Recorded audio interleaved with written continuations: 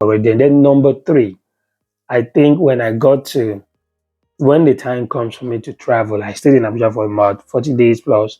When the time comes, then I was able to get, the normal support and all the stuff. I had the fund with me. I converted them to dollar to travel with. The money that I will spend for my accommodation when I get here, getting a permanent, the applying for the residence card and all those stuff. So I have those funds with me in dollar.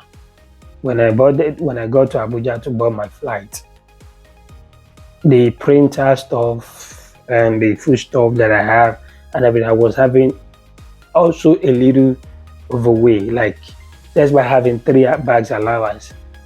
There was Turkish Airways. I bought Turkish Airways flight. They insisted that I must reduce my hand luggage to 8 is the rule. You cannot go more than 8. So the process of adjusting the hand luggage, I took my jacket, the one I intend to, because I just wore one white polo too on my jacket. So I took the jacket, put it among the stuff in my check-in bag and one liquid thing and all the stuff. So I was trying to adjust the hand luggage and all the stuff. I had to one or two food stuff had to go. Eventually, they were just pressurizing me. Do this, or when you go and pay 80,000 naira plus all the stuff, or do you want to pay 80,000 for? In the end, I carried the stuff. They just tagged the 3 bags. It was this outside guy that was checking me from the business class part. I said, wow, guy, you're going to study a bit now for husband. The Shah checked the 3 bag in. Then when I realized I had my hand luggage now with me and my laptop bag reduced to normal 8 kg, it was just with the polo. I said, I normally heard about this whole thing inside the aircraft. I go fit cope so. For no wahala, leave I no talk. My bag don't go, it don't go already. What happened was in the seat they gave me, I was in between. The middle seat in Turkey, there's this 430. So in between it, when the flight was on, everywhere, like the AC kind of become very cold. Shame. Oh boy, I was foaming, shy boy. I was really feeling cold. And I think I remember someone I did Canada visa for that travel to Canada through Egypt Air. It kind of gave them, according to our story though, they gave them this blanket on board to cover themselves. And while I was there though, there was one wild little girl that was feeling cold, and the mom quickly had to call the cabin crew.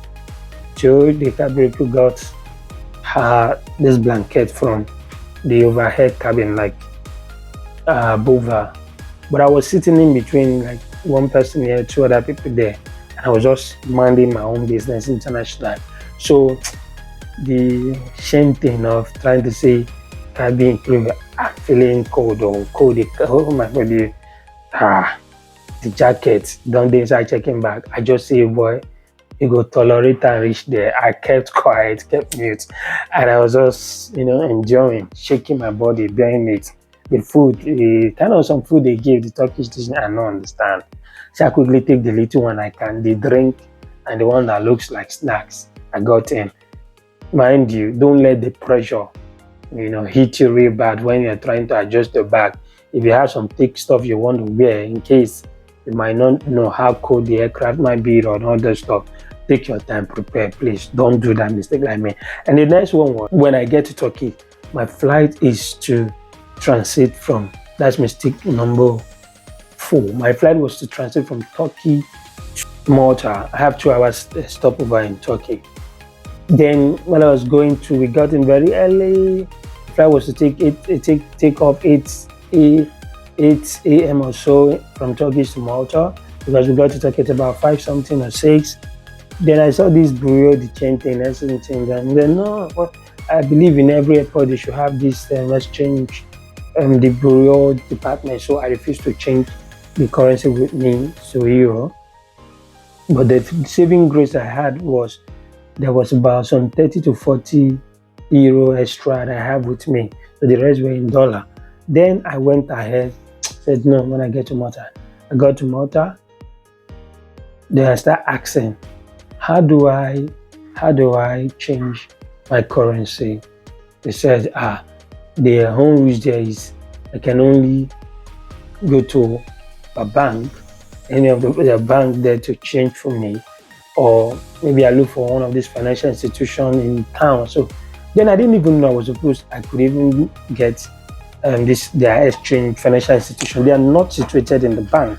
I think the capital cities and top cities like that.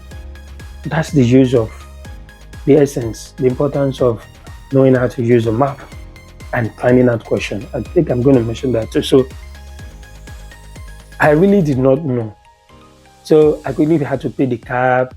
I registered for SIMs. I got my SIMs. They told me I'll start paying from the next month. So I registered for a SIM immediately at the airport. And the lady was just telling me if I would go for the unlimited. Yeah, I was happy to. Like, I took the unlimited plan, limited calls and data for €25.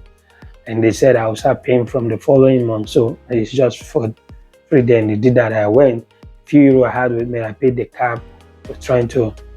Another point I noticed, they were kind. Yeah, I think people are really kind of kind because the drivers too, and a grown-up man, an elderly man, tried to like ask me for the address and say, okay, maybe we should look up for the number of the place, the apartment I booked, the short let I took. That other mistake. We got that. He got the numbers and he called the guy. The guy now was like explaining where to stop, the best close place to stop. And the owner of the apartment, the MBA guy thing, came to wait for me. And no, we called him and later came to meet me there and I assisted with my bags, a whole lot of bags, to the apartment. The thing I noticed is when I get there, the guy told me I better have to save the accommodations address on my map, Google Map, that everywhere looked the same. If I go too far, I might miss my way back.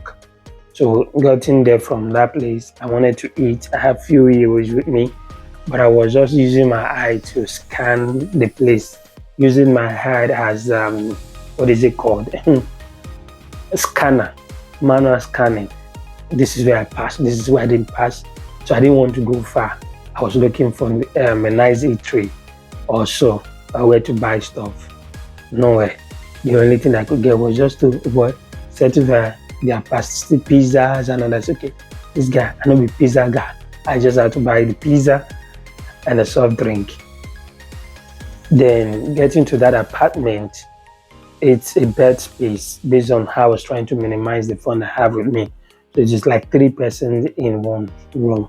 And the accommodation wasn't really that welcoming for me. So I was not so comfortable to start opening my food stuff that were properly wrapped, start kind of. So I just wanted something, the quick stuff thing to take. So that was why I couldn't temper with my food stuff. And mind you, the mistake that happened while I had to reschedule my flight affected that too. They were saying some of the bolong, whatever I put them in fish so it won't get spoiled. Imagine the food stuff was with me for almost 2 months. I got to this my short let again. I still did not know how to open it. So look at how I rushed without kind of finding out. And it's the same affected the things I carried. 2 months plus I hadn't touched the food stuff. I got to Malta, still wasn't comfortable with the short let. And I went ahead to pay 1 month ahead for the short place that I want to stay.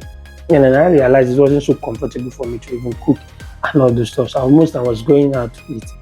Then that was the option for me. Later on,